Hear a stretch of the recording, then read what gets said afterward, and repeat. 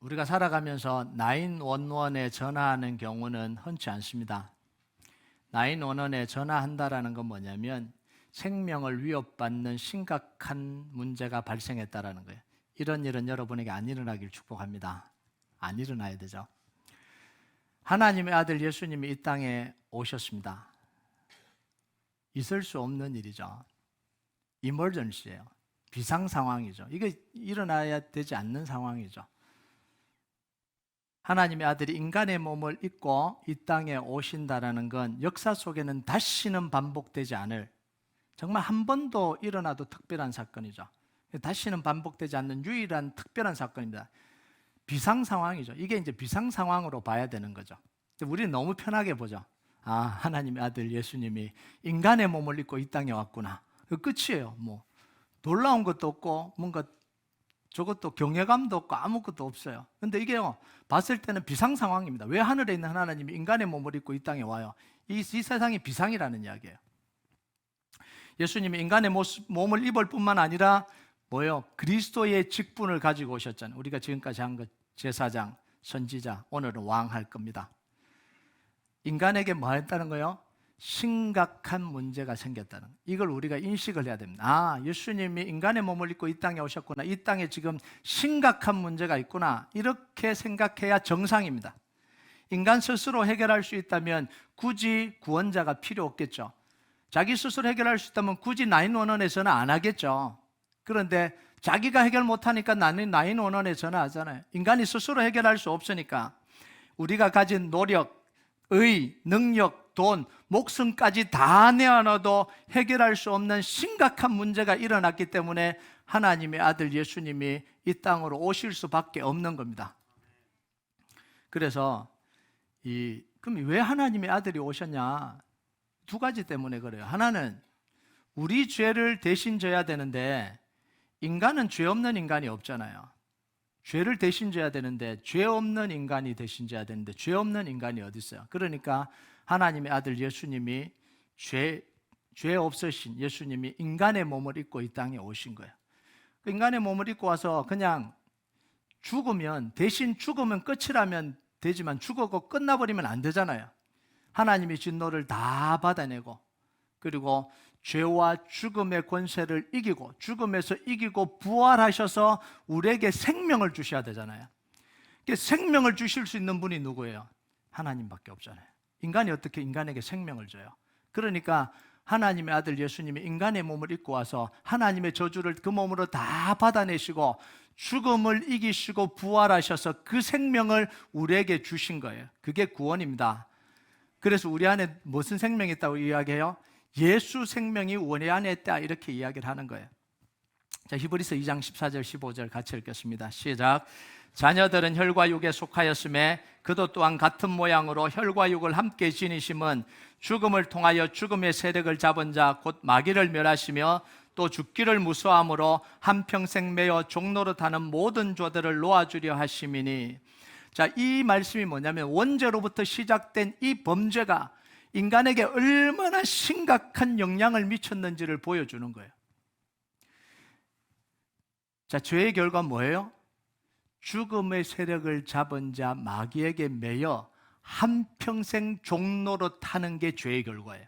평생 종노릇해야 됩니다. 이게 인간의 운명이에요. 십자가 복음으로 그것을 다 벗어 던지기 전까지는 우리의 운명은 뭐예요? 죽음을 통하여 죽음의 세력을 잡은 자 마귀에게 평생 종노릇해야 되는 겁니다.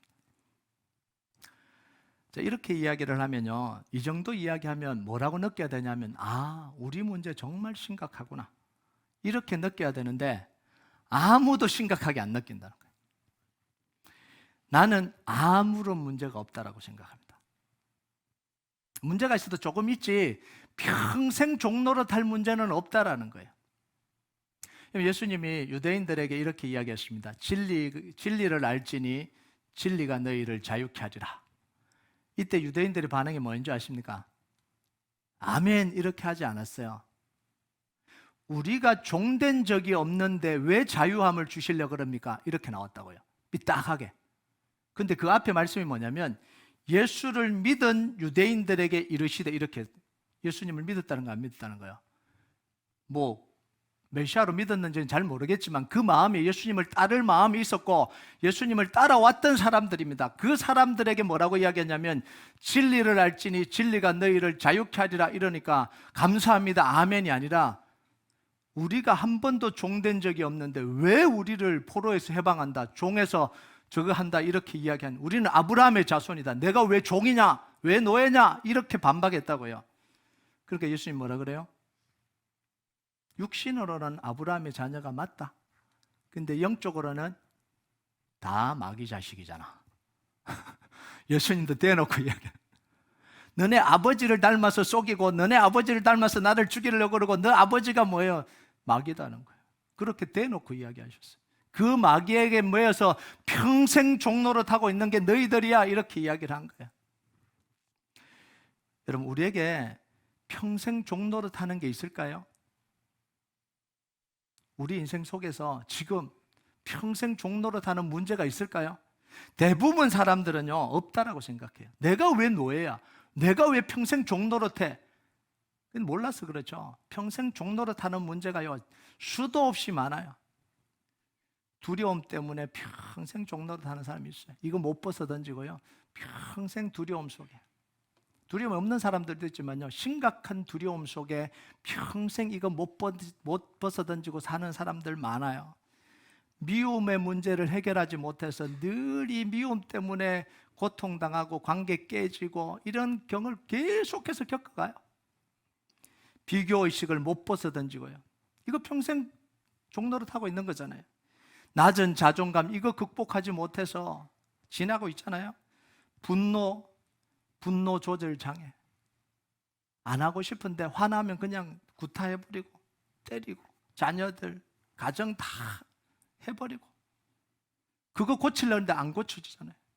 그러면서 늘 그렇게 해갖고 마음 아파하고 술 먹고 더 나빠지고 매여 있는 거예요. 남을 정죄하는 마음 이거 안 들었으면 좋겠는데 보면 다 정죄가 돼. 좀 마음 넓게 품었으면 좋겠는데 안 되는 거예요. 저 사람은 저게 문제야, 저 사람은 저게 문제야. 상습적인 거짓말, 뭐 나라 팔아먹는 거짓말은 안 하죠. 근데 만나면 꼭 자기 유리한 쪽으로 막 하는데 알고 보니까 그 사람이 알고 나면 또 이 사람이 거짓말했다는 걸 알고 관계가 틀어지고 고치고 싶은데 그게 삶인 거예요. 그게 계속해서 반복이 되는 거잖아요. 공격적인 성향, 좀 부드럽게 이야기하면 되는데 전혀 부드럽게 이야기를 못해요. 막 쏴버리고 막 남을 품지 못하는 좁은 마음, 좀 넓게 좀 이렇게 품어주면 좋은데 그게 안 되는 거예요. 채워도 끝없이 올라오는 이 욕망, 다 열거하면 뭐예요? 뭐 수도 없이 열거할 수 있죠. 여기에서 벗어나지 못하니까 평생 우리를 괴롭히잖아요. 없다 그럴 겁니까? 죄에 눌려서 종노릇하는 모습이 없다 그럴 겁니까? 너무 많잖아요. 하나님이 이런 죄와 사단의 권세에서 우리를 어떻게 구원하셨는지 오늘 말씀을 통해서 보여주는 거예요. 1절을 같이 한번 읽어볼까요? 같이 읽겠습니다. 시작. 여호와께서 내 주에게 말씀하시기를 내가 내 원수들로 내 발판이 되게 하기까지 너는 내 오른쪽에 앉아 있으라 하셨도다. 자, 여기서 여호와는 하나님이고 내 주는 부활하셔서 하나님의 보좌의 우편에 앉아 계시는 예수님을 의미합니다. 자, 그 예수님이 뭐 한다고요? 모든 원수를 그 발 아래 밟고 계신다. 발판을 삼으셨다. 원수들로 내 발판이 되게 하셨다. 이렇게 이야기하죠. 자, 이 발판이라는 게 이런 겁니다. 그림이 없죠. 제가 카톡을 보냈는데 확인을 안 했어요. 1부 끝나고 카톡을 보냈는데 야, 이렇게 저를 놀래키네요. 예배 들어오기 전까지만 해도 없던데 저 파란색 부분이 발판이거든요. 이게 뭐냐면 왕이 전쟁에 나갈 때 말이 끄는 마차, 전차를 타고 나갑니다. 그게 뭐냐면 왕의 저런 보좌가 있어요. 자리가 있다고, 앉는. 그리고 그 보좌에 앉았을 때 발을 편안하게 놓도록 밑에 있는 이 발판이 있어요. 저게 파란색 저 발판입니다. 저게 주로 다 이렇게 생겼어요. 자, 이걸 성경에서는 발등상이다 이렇게 이야기하죠. 발등상. 자, 그런데 원수들이 발판이 된다는 게 뭐죠? 전쟁에서 이겨서 적장을 잡아서 그 앞에 무릎 꿇고 그걸 밟고 간다 이런 개선 행군을 한다는, 전쟁에서 이기고 원수들을 굴복시켜서 그 발 아래 발판처럼 이 밟고 다시 개선 행군을 해서 돌아간다 이런 이야기예요. 이게 뭐예요? 승리하신 예수님의 모습이에요. 왕이신 예수님의 모습이죠. 여자의 후손이 뱀의 머리를 밟고 있는 이런 모습이죠. 이 전쟁의 원리는요, 너무 명백합니다. 강한 자가 약한 자를 이기는 게 전쟁입니다. 착한 사람이 이기지 않아요. 전쟁은 착한 사람이 안 이깁니다. 진실한 사람이 안 이깁니다. 그 못 이겨요. 전쟁에서는 안 돼요. 힘이 있으면 이기고 힘 없으면 굴복당하는 게 전쟁입니다. 여러분, 이스라엘 백성들이 처음부터 애굽으로 내려갈 때 노예로 끌려간 거 아닙니다. 총리 요셉이었던 가족이라고 귀빈 대접받으면서 갔어요. 그리고 어느 정도까지는 그 모든 주의를 다 누렸죠. 근데 요셉이 죽고 요셉을 아는 왕들이 죽고 나니까 이제는 힘이 없어서 바로에게 굴복당하기 시작하면서 400년 동안 벗어나지 못하고 노예로 살았던 겁니다. 벗어나고 싶어도 벗어날 수 없어요. 왜냐하면 힘이 없었기 때문에. 자, 구원은 뭐냐면 포로로 잡고 있는 자보다 더 강한 자가 와서 그 강한 자의 권세를 꺾어버리고 그 눌린 사람을 구원해내는 거, 빼내는 거, 이게 구원입니다. 그래서 하나님이 모세를 보내셔서 누구를 쳐요? 바로를 꺾으시잖아요. 바로의 권세를 꺾어요. 바로의 아들을 죽여버리잖아요. 그리고 항복하게 만들잖아요. 그리고는 이제 이스라엘 백성들을 출애굽시킵니다. 이걸 예수님 뭐라고 이야기했냐면, 먼저 강한 자를 결박해야 그 집에 있는 세간을 가져갈 수 있다는 거예요. 이게 전쟁의 원리예요. 이게 영적 전쟁도 똑같습니다. 전쟁의 원리가 이겁니다. 예수님이 우리를 구원하기 위해서 이 땅에 오신 이 세 번째 모습이 뭐냐면 왕으로 오신 거잖아요. 뭐예요? 강한 자를 결박하기 위해서 오신 왕으로 오신 분이 예수님입니다. 2절을 볼까요? 2절 같이 읽겠습니다. 시작. 여호와께서 시온에서부터 주의 권능의 규를 내보내시리니 주는 원수들 중에 다스리소서. 자, 하나님이 예수님의 손에 뭘 주셨다고요? 권능의 규를 주셨다. 이 권능의 규는 뭐냐면 왕의 통치권을 상징하는 홀이라 그러죠. 지휘봉, 막대기, 이게 그겁니다. 그러니까 이걸 갖고 있으면 뭐예요? 왕의 권세를 가지고 있다는 거죠. 하나님이 왕으로 임명하셔서 왕의 권세를 사용하도록 하나님이 하셨다는 거예요. 그 권능의 규로 원수를 다스리고 모든 원수를 굴복시킨다라는 이야기입니다. 자, 그런데 예수님은 왕인데 그냥 왕이 아닙니다. 4절을 볼까요? 4절 같이 읽겠습니다. 시작. 여호와는 맹세하고 변하지 아니하시리라. 이르시되 너는 멜기세덱의 서열을 따라 영원한 제사장이라 하셨도다. 문맥에서 안 맞는 이야기가 툭 튀어나왔어요. 지금 왕 이야기하는데 1절에서 7절까지 계속해서 왕 이야기하는데 갑자기 제사장이래요. 이게 뭐냐면 예수님이 왕이시면서 동시에 뭐라고요? 제사장이다, 이런 이야기예요. 동시에 선지자다, 이런 이야기입니다. 한 번 더 보여주잖아요. 인간은 두 가지 직분을 한꺼번에 가질 수 없다라고 했죠. 제가 왕이면 왕, 제사장이면 제사장, 선지자면 선지자예요. 두 개를 겸직할 수 없어요. 사울 왕이 그거 두 개 다 하려고 그러다가 하나님께 저주받았잖아요. 번제를 드릴 수 없는데 번제를 드리려고. 절대 안 돼요. 확연하게 구분되어 있습니다. 근데 예수님은 왕인 동시에 제사장입니다. 자, 그런데 어떤 제사장이라고요? 멜기세덱의 서열을 따른 제사장이다, 이렇게 이야기를 해요. 여러분, 이스라엘의 처음 제사장이 누굽니까? 몰라서 대답을 안 하시는 건 아니시죠? 이 꿈은 아니죠? 처음 제사장은 아론입니다. 아론이 처음 제사장이에요. 그리고 그 다음에 모든 제사장은 누구 혈통을 따라 태어나야 돼요? 아론의 혈통이 아니면 제사장이 될 수가 없어요. 아론의 혈통이 아닌데 제사장이 된 건 가짜 제사장입니다. 나중에 그런 사람들이 일어났는데 다 숙청했어요. 반드시 아론의 혈통만 제사장이 될 수 있었습니다. 자, 그런데 예수님은 아론의 서열을 따르는 게 아니라 멜기세덱을 따르는 제사장이다 이렇게 이야기를 해요. 자, 멜기세덱이 누구예요?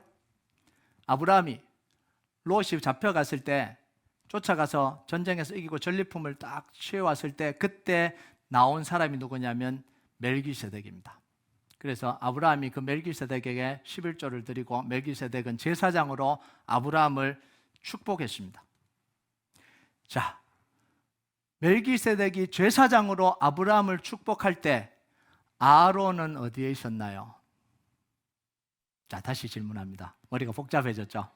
자, 멜기세덱이 제사장으로 아브라함을 축복할 때 아론은 어디 있었겠어요?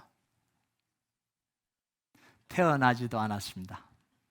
아브람, 이삭, 야곱의 아들 중에 한 명이 누구예요? 레위의 아들이 누구냐면 고핫의 손자가 아론입니다. 얼마나 멀어요. 자, 멜기세덱에 대해서 이렇게 이야기합니다. 히브리서 7장 1절에서 3절 같이 읽겠습니다. 시작. 이 멜기세덱은 살렘 왕이요 지극히 높으신 하나님의 제사장이라. 여러 왕을 쳐서 죽이고 돌아오는 아브라함을 만나 복을 빈 자라. 아버지도 없고 어머니도 없고 족보도 없고 시작한 날도 없고 생명의 끝도 없어 하나님의 아들과 닮아서 항상 제사장으로 있느니라. 이건 한마디로 뭐예요? 인간의 혈통을 따르지 않고 인간의 손으로 세워지지 않는 하나님이 세우신 제사장, 이게 멜기세덱입니다. 그러면 예수님이 아론의 서열이 아니라 멜기세덱의 서열을 따랐다는 건 뭐예요? 하나님이 직접 세우시고 직접 기름 부으신 제사장이라는 이야기예요. 예수님은요, 왕이시고 제사장, 하나님이 기름 부으시고 세우신 왕이시고 제사장이라는 거예요. 자, 이렇게 설명했는데도 어렵다 이러시면 안 됩니다. 예. 그러니까 예수님이 뭐냐면 어떤 왕도 대적할 수 없는 만왕의 왕이시고 만주의 주시라는 걸 지금 표현하고 있는 거예요. 자, 예수님이 하나님이 주신 이 권능의 귤을 가지고 손에 잡고 하신 일이 5절과 6절입니다. 5절, 6절 같이 읽겠습니다. 시작. 주의 오른쪽에 계신 주께서 그의 노하시는 날에 왕들을 쳐서 깨뜨리실 것이라. 문나라를 심판하여 시체로 가득하게 하시고 여러 나라의 머리를 쳐서 깨뜨리시며. 자, 예수님이 왕으로 오셔서 모든 전쟁에서 이기시고 왕들을 굴복시켰습니다. 모든 권세를 다 차지하셨어요. 이게 뭐냐면 예수님이 언제 전쟁을 하셨어요? 십자가에서 전쟁하신 거잖아요. 십자가와 부활을 통해서 하늘의 권세, 땅의 권세, 사탄을 포함한 모든 영적 권세, 육적 권세, 병을 포함한 모든 죽음의 권세를 어떻게 했다고요? 그 발 아래 굴복시켰다는 거예요. 이게 십자가에서 일어난 일입니다. 예수님이 왕권을 가지고 오셔서 이 땅의 권세들, 권세 있는 모든 권세를 다 굴복시키시고 공중권세 잡은 자를 다 멸하시고 뭐 한 거예요? 통치권을 다 회수하셨습니다. 통치권을 다 회수하셨어요. 자, 왕이 한 나라를 정복하고 나면 그 다음에 하는 게 뭐죠? 잘 모르시나요? 왕이 나라를 정복하면 제일 먼저 하는 게 뭐예요? 새로운 칙령을 발표하는 겁니다. 그게 맞는 거잖아요. 정복하고 나면 이제는 더 이상 옛날 나라가 아니거든요. 그 왕의 통치를 이제 시작하는 새로운 칙령을 발표해요. 예전의 법은 효력을 잃게 되고 새로 선포한, 그 왕이 새롭게 선포한 그 칙령이 새로운 법이 되는 거예요. 그게 뭐냐면 예수님이 선포하신 칙령이 로마서 8장 1절 2절입니다. 같이 읽겠습니다. 시작. 그러므로 이제 그리스도 예수 안에 있는 자에게는 결코 정죄함이 없나니 이는 그리스도 예수 안에 있는 생명의 성령의 법이 죄와 사망의 법에서 너를 해방하였음이라. 아멘. 놀라지도 않아요. 죽기를 무서워하면서 사탄에게 매여 한평생 종노릇하게 하는 이 죄와 사망의 법을 싹 폐하시고 이제는 눌려있는 모든 백성들을 향해서 자유케 하는 뭐예요? 생명의 성령의 법을 선언해 주신 거예요. 이제는 우리는 죄와 사망의 법 아래 눌려있는 게 아니라 우리를 살리시고 세우시고 구원을 주시는 생명의 성령의 법 아래 살아가고 있다는 거예요. 그럼 우리는 더 이상 죄와 사탄에게 종노릇하지 않아도 된다는 겁니다. 예수님이 오셔서 모든 전쟁에서 이기시고 우리를 구원하시고 우리에게 자유를 선언하셨습니다. 그래서 오늘 제목이 전쟁 구원 선언이에요. 자, 왕으로 오신 예수님이 이 땅에서 이루신 일을 웨스트민스터 신앙 고백서에서 이렇게 상세하게 정리를 해줍니다. 26문 같이 읽도록 하겠습니다. 시작. 그리스도께서 어떻게 왕의 직분을 행하시나요?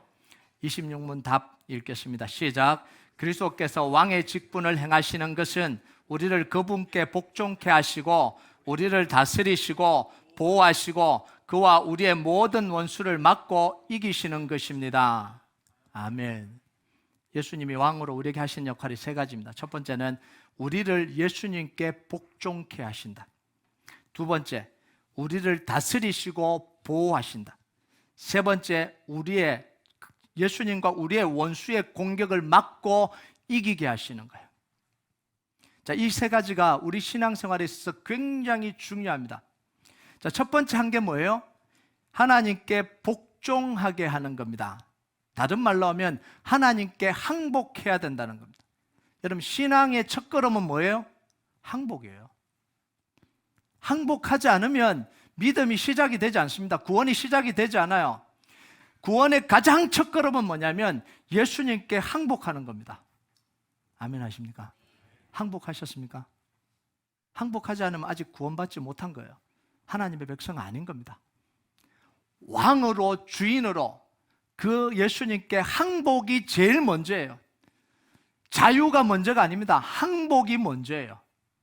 항복 안 한 사람들 수도 없이 많아요. 아직도 항복 안 한 사람들 수도 없이 많아요. 그런데 신앙의 가장 시작이 뭐냐면 예수님께 항복하는 겁니다. 전쟁에서 전쟁했는데 졌는데 항복 안 하면 어떻게 되죠? 죽는 거죠. 항복 안 하면 죽어요. 포로로 잡혀 있는데 그 포로로 잡힌 사람들이 나는 끝까지 항복 안 해. 그럼 어떻게 돼요? 죽어요.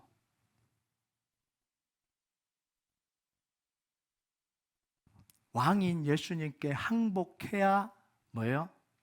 하나님의 백성으로 받아들여 주는 거예요. 그러니까 항복 안 하고는 도리가 없는 거죠. 방법이 없는 거예요. 여러분, 복종하고 항복하는 건 뭐죠? 하나님의 말씀과 명령을 따르는 거예요. 이게 항복이에요. 그냥 나 항복해서 그러고 내 마음대로 하는 것, 그거 항복 아닙니다. 항복했으면 하나님의 말씀을 따라가야 돼요. 그런데 항복했다 그래 놓고 내 인생 결정할 때 다 내 마음대로예요. 항복한 거예요, 안 한 거예요? 기도도 안 해보고 결정합니다. 하나님께 묻지도 않고 결정합니다. 내가 하려고 하는 거 방해하면 성질냅니다. 죄송합니다. 성질낸다고 표현했어. 네. 그럼 항복한 거예요, 안 한 거예요? 항복 안 한 거죠. 여러분, 이 항복이 선행돼야 두 번째, 다스리고 보호하심이 가능해요. 항복을 안 했는데 어떻게 다스리고 보호를 해요? 항복을 해야 다스리고 보호를 하죠. 명령을 따르지 않고 법을 지키지 않는데 어떻게 다스리고 보호를 합니까? 그건 죄인인 거죠. 범죄자인데요. 어떻게 보호를 합니까? 처벌을 하죠. 하나님의 다스림과 보호하심을 받으면 세 번째 뭐예요? 우리의 모든 원수들로부터 공격으로부터 막아지는 거예요. 막는 거예요. 근데 우리는 첫 번째, 두 번째는 스킵. 세 번째만 원해요. 사탄아 물러갈지어다. 나에게 죄악은 다 물러갈지어다. 하나님 받으니까 축복 줄지어다. 아니에요. 첫 번째, 두 번째가 없으면 세 번째도 없는 거예요.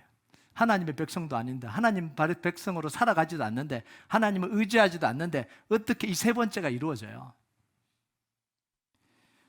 여러분, 하나님께 항복하시기 바랍니다.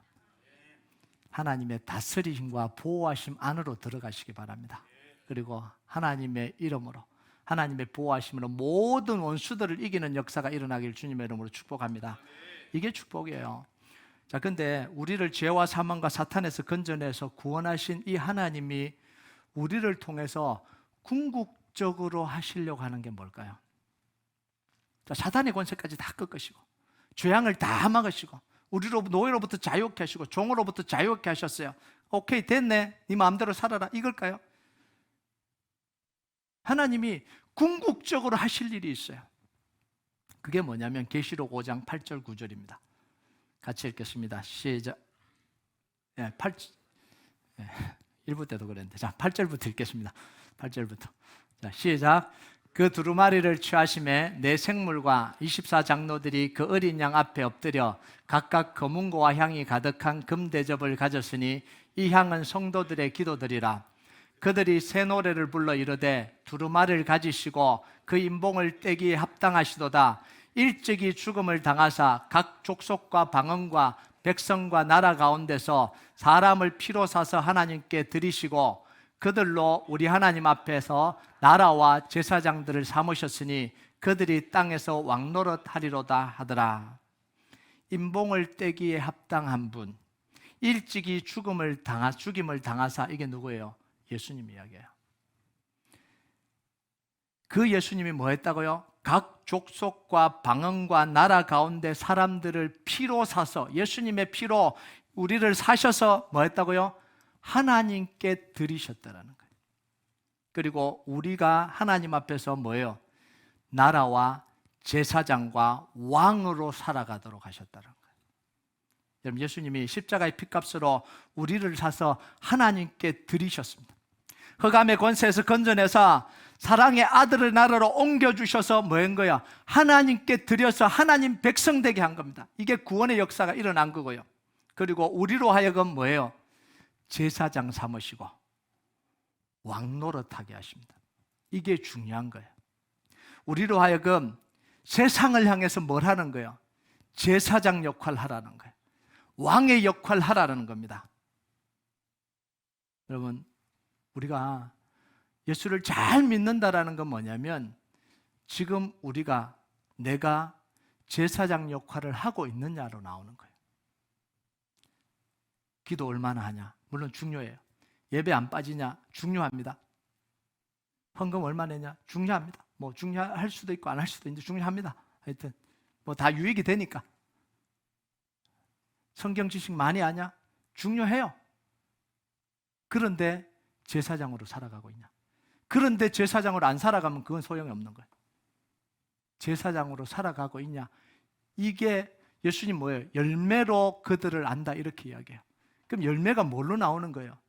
제사장으로 살아가냐 안 살아가냐는 거예요. 왕으로 살아가냐 안 살아가냐는 겁니다. 여러분, 정말 제사장으로 왕으로 살아내시길 주님의 이름으로 축복합니다.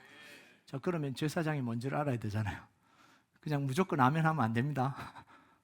아멘 했다가 큰 코 다쳐요. 뭔지를 알고 아멘을 해야 되잖아요.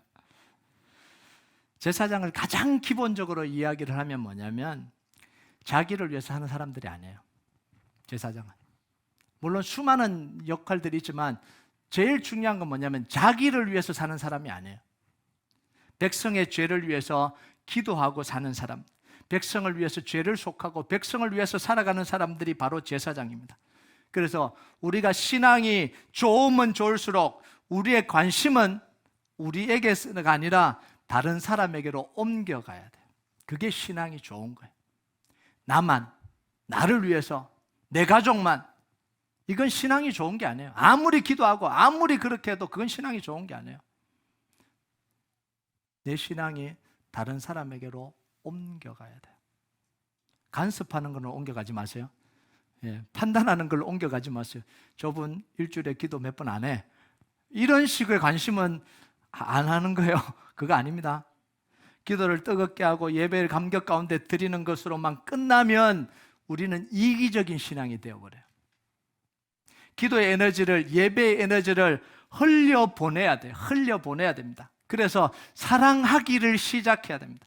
영혼 사랑하기를 시작해야 돼요.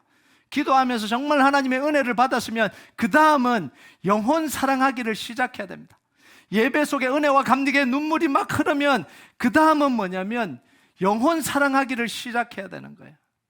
복음은요, 항상 자기 속에 머무는 게 아니라 복음은 필요한 사람을 위해서 흘러가는 게 이게 복음입니다. 그러니까 예루살렘 교회가 자기만 하고 있으니까 하나님이 흩어버리잖아요. 자기만 하니까 헬라파 가부와 히브리파 가부가 싸우잖아요. 사람들이 많아지니까. 그러니까 하나님이 흘러가게 만드는 거예요. 복음이 유대로, 예루살렘으로, 안디옥으로, 소아시아로, 로마로, 전 세계로 흘러가게 만든 수 없는 많은 사람들이 그 복음을 통해서 살아난.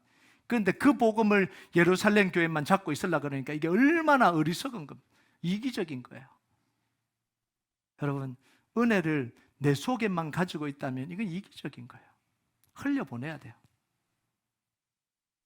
1차적으로 우리는요, 서로에게 관심을 가지고요, 제사장처럼 서로를 섬겨야 돼요. 서로의 아픔과 힘겨움을 돌봐야 됩니다. 사랑과 선행을 함께 격려해야 돼요. 사람들은요, 다 사랑이 필요해요. 관심이 필요해요. 충분히 사랑받는다고 확인시켜줘야 돼요. 그 누가 해야 돼요? 1번 목사님, 2번 가지장, 3번 장로님, 4번 권사님, 5번 나. 정답 몇 번? 예, 힘있게 1번 외치는 분들 끝나고 좀 만나기 바랍니다. 내가 해야 되는 거예요. 내가. 물론 목회자가 더 관심을 가지고 가지장이 더 기도하는 게 맞아요. 그런데 내가 해야 되는 거예요. 내가 하지 않는데 누가 하겠어요? 여러분, 뭐 사람들하고 지내려고 그러냐, 하나님과만 기도해. 물론 맞는 말이기도 하지만요, 기본적으로 하나님은 우리를 사람 내 교제하도록 만드셨어요. 아니 그러면 왜 가정을 왜 가지고 있습니까? 하나님 그냥 저거 하지. 친구는 왜 만납니까? 그잖아요. 아니 로컬 교회가 왜 필요해요? 그냥 우주적인 교회로 하고 하나님과 1대1로 하고 그러면 되지. 그런데 교회마다 로컬 교회가 있고 소그룹 있고, 왜요? 사람들에게 사랑에 관심이 필요하다라는 거예요. 서로 사랑받고 있다는 걸 확인시켜 줘야 되는 거예요. 그게 첫 번째예요. 그걸 무시할 수가 없어요. 아무리 영적이어도 그거 무시하면 잘못된 영적인 방향으로 가요. 이걸 절대로 무시하면 안 돼요. 여러분, 적어도요, 우리가 신앙생활 해가면서 우리 성도들 중에 아픈 사람, 그 문제로 힘겨워하는 사람, 그 한 사람은 알고 있어야 돼요. 누군가 한 사람의 기도 제목은 알고 있어야 됩니다. 그리고 그 사람을 위해서 기도는 하고 있어야 돼요. 그래야 신앙인이죠. 우리 교회는 전부 아무도 모르고 그를 위해서 기도하는 사람이 단 한 사람도 없다면 우리는 신앙생활을 좀 점검해 봐야 됩니다. 정말 한 사람이라도 그분은 이런 문제로 요즘 아파해, 이런 기도 제목 가지고 기도해, 그래서 내가 기도할 때 그분을 위해서 기도하거든, 이 한 사람은 있어야 되잖아요. 그렇지 않으면 우리가 어떻게 이 공동체예요? 어떻게 사랑하는 사람이에요? 어떻게 하나님 함께 섬겨가는 사람이에요? 여러분, 혹시나 없으시면 다 있을 줄 압니다. 혹시나 없으시면 지금부터 한번 돌아보세요. 내가 한 사람은 정말 적어도 한 사람의 문제는 내가 알고, 문제 파헤치라는 이야기 아닙니다. 문제는 알고, 기도 제목을 알고, 아픔을 알아서 드러내놓지는 않지만 새벽에 와서, 금요일 와서 그분을 생각하면서 기도하는 단 한 사람은 있어야 되잖아요. 왕의 역할을 하는 게 뭘까요?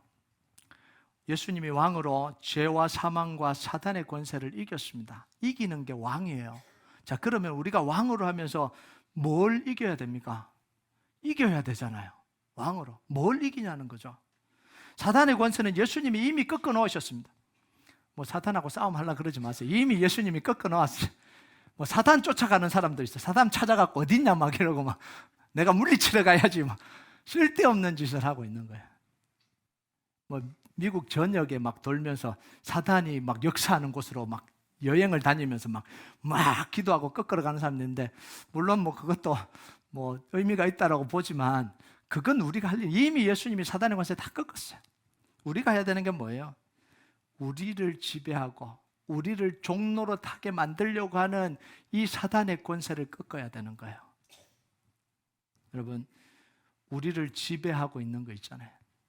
비교의식, 판단하는 거, 교만한 거, 고쳐지지 않는 거. 이게 반복이 되면서요, 얼마나 주변의 사람이 힘들어요. 가족들이 얼마나 힘들어요. 안 고쳐요, 안 고쳐. 뻔히 알고 계속해서 고통당하는데 와이프가 이야기하고 애들이 이야기하는데도 절대로 안 고칩니다. 나는 경상도 사나이야. 한 번 아니면 아니야. 정말 안타까워요. 그럼 제가 제일 안타까운 말이 뭔 말이냐면, 목사님 나이 들면 끝이에요. 나이 들면 안 바뀌어요. 그 말씀을 왜 듣고 기도는 왜 하고 신앙생활을 왜 해요? 그만큼 불행한 게 어디 있어요? 안 바뀌는 게 어디 있어요? 싸움을 안 하는 거죠. 이기려고 안 하는 거죠. 여러분, 지금부터 좀 싸워보세요. 언제까지 사람들이 다 고통당하는데, 가정이 고통당하는데 안 싸우실래요? 자녀들이 그렇게 싫어하는데 왜 안 싸우시냐고요. 아니, 만나면 이 관계가 다 깨지고 있는 걸 보면서도 왜 내 안에 있는 이것과 안 싸우시냐고요. 여러분, 만약 제가요 정말 열등의식, 비교의식이 있어서 목사님들하고 다른 교회 비교하면서 늘 막 화가 나서 강단에서 뭐 저 교회 욕하고 저 교회 욕하고 저 교회 막 비판한다고 생각해 보세요. 여러분 얼마나 괴롭겠어요. 여러분은 그런 대접을 받을 사람이 아니에요. 그죠? 그래서 싸우는 거예요. 내 안에 비교의식, 내 안에 상처, 갈등, 이게 일어나면 다 나오는 거잖아요. 와갖고 막 야단치고 뭐라 그래요? 분노 쏟아버리고 막 싸워야 되는 거예요. 저는 저랑 싸워야 되는 거예요. 말씀 준비하면서 계속해서 싸워야 됩니다. 여러분, 우리가 싸워가야 되는 거잖아요. 그래서 이제는 좀 비판하지 말고 좀 수용하는 방향으로 갔으면 좋겠어요. 목사님, 저 사람이 저래요. 그 이야기 하지 말고요. 품으면 되잖아요. 아니, 뭐 말하는 것보다 그냥 품으면 말 안 해도 되잖아요. 힘들어서 그런가 보다. 기도해 주면 되잖아요. 근데 보고는 바로 딴 사람한테 제가 흉내는 못 내겠습니다. 왜 우리가 그렇게 살아야 되냐고요. 왜 그렇게 살아야 되냐고요. 제일 안타까운 게 뭔지 아세요? 목사님들조차도 뭐라고 이야기하냐면 나이 들면 끝이야. 안 바뀌어. 이러고 있다는 게 너무너무 가슴이 아픈 거죠. 왜 안 바뀌어요? 충분히 바뀔 수 있습니다. 나이 들으셔도 바뀔 수 있어요. 말씀이 역사하면 바뀔 수 있습니다. 우리 교회가 그렇게 되어졌으면 좋겠어요. 여러분, 사탄을 이기는 건요 기도밖에 없어요. 다른 방법이 없어요. 빌립보 4장 6절 7절 같이 읽겠습니다. 시작.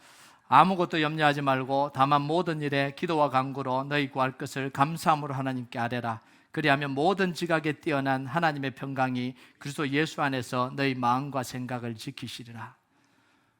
여러분, 기도 외에는 우리가 당하고 있는 이 문제를 바꿔낼 수 있는 능력이 없어요. 교제가 중요하고 사랑이 중요하고 나눔이 중요하다 그랬습니다. 중요해요. 그런데 그 사람들이 문제를 해결해 줄 수는 없습니다.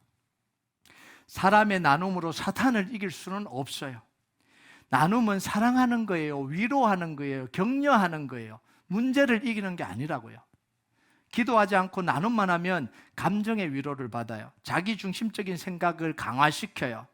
나눔을 하면서 나는 내 죄를 깨달았다. 지금부터 달리 살아야지. 이런 사람 아무도 없어요. 왜 나를 더 위해해 주지 못하나? 왜 나를 더 받아주지 못하나? 이렇게 간다고요. 사람들은요, 내 문제에 대해서 아무것도 약속해 줄 수 없어요. 그래서 우리가 나눔을 하지만 주의해야 되는 게 있어요. 기도하지 않으면 그 나눔이 잘못된 방향으로 갈 수 있어요. 많은 교회들이 나눔을 하고 친교를 하고 그러다가 잘못된 방향으로 가버립니다. 왜냐하면 사람은 만나서 좋으면 또 만나자 그러거든요. 또 만나면 이제는 더 재밌는 거 하자 그러거든요. 더 재밌는 거 하다 보면 결국은 뭐냐면 비신앙적으로 가버려요. 여러분, 우리의 문제는, 사탄이 주는 문제는 기도로만 이길 수 있습니다. 기도로 문제를 이겨야 돼요. 그래서 나눔의 가지 모임이든 나눔이든 그 결론은 뭐냐면 어디로 가야 되냐면 다음에 또 만나. 이게 결론이면 안 된다라는 거예요. 2시간 이야기해놓고는 집에 가서 또 전화하자. 이게 결론이면 안 된다라는 거예요. 3시간 만나놓고는 그걸로 부족해 다음 주에 또 만나자. 이게 결론이면 안 된다라는 거죠. 뭐예요? 하나님께로 가서 무릎 꿇는 게 이게 결론이어야 되는 거예요.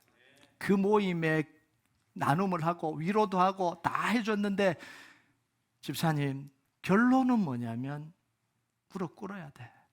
결론은 기도해야 돼. 결론은 하나님과 씨름해야 돼.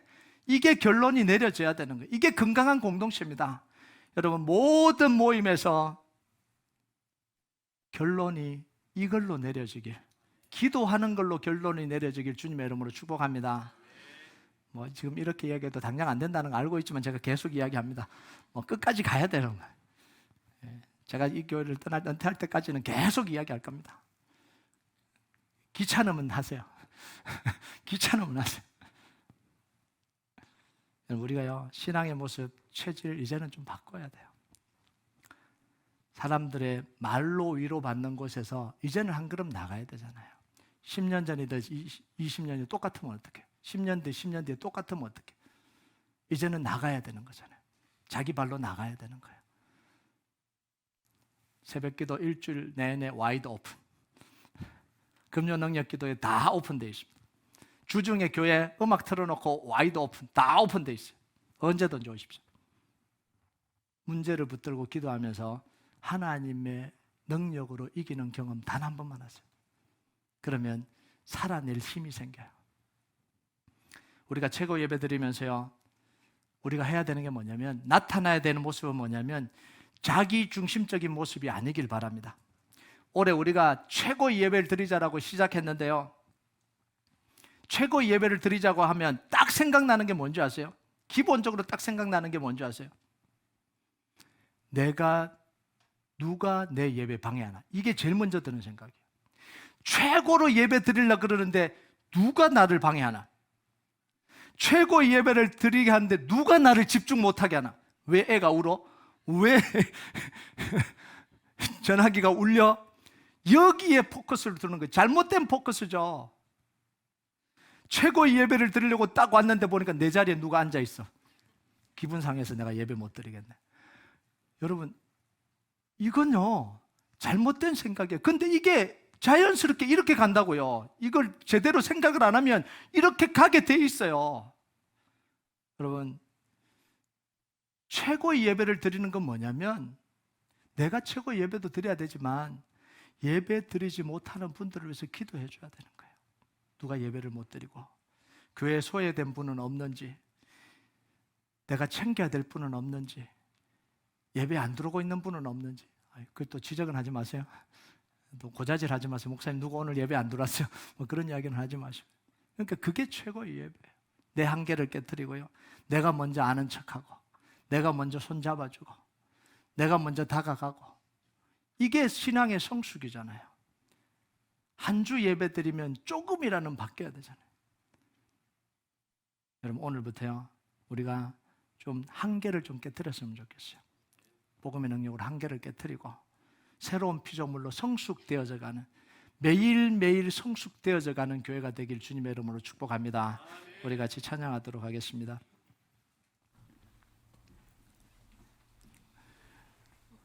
우리가 이 찬양 하나님 앞에 좀 올려드립시다. 예수 안에 소망 있네, 내 빛과 힘 나의 노래, 환난 중에 도우시는 주 나의 견고한 반석, 크신 사랑 크신 평화, 두려움에서 날 건지시네, 내 위로자 내 모든 것 주 사랑 안에 서리라.